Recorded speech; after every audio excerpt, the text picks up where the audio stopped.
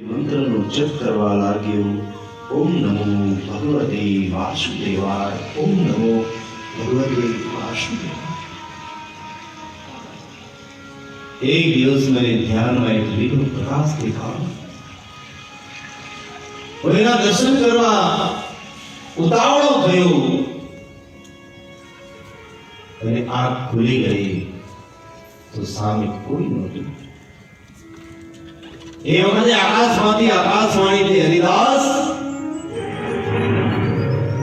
તને આ જન્મમાં મારા દર્શન નહીં થાય,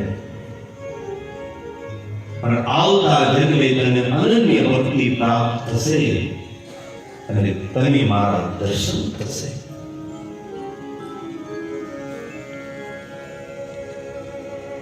સુખે થયું અને દુઃખે થયું.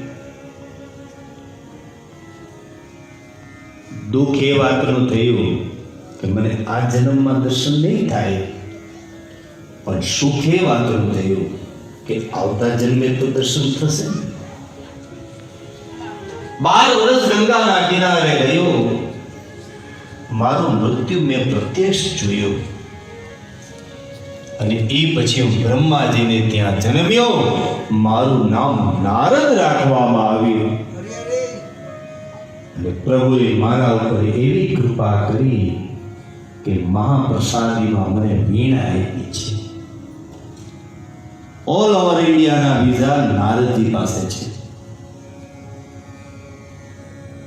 અહીંયા છે એવું નથી, લંડનમાં એ આટા મારે છે વીણા વગાડતા વગાડતા. પણ આપણને નારદજી વીણા સંભળાતી નથી, કારણ કે ઘરમાં બધાને નોકી નોકી વીણા વાગતી હોય ને.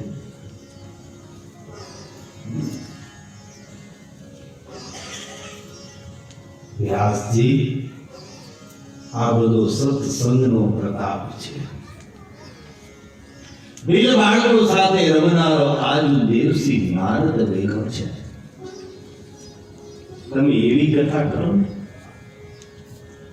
બધાના મન છે ને એ જુદા થઈ ગયા છે.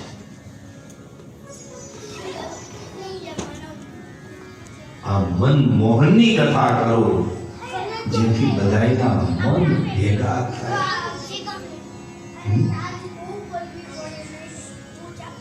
ઘણી કહેતા હોય છે કે આ કથાનું શું માધ્યમ શું? પણ એક વસ્તુ કહી દઉં, આ દુનિયામાં તનની હોસ્પિટલો છે. આ તનમાં કાંઈ પણ થયું હોય તો આ દુનિયામાં હોસ્પિટલો છે, પણ શ્રીમદ ભાગવત કથા એ મનની હોસ્પિટલ છે.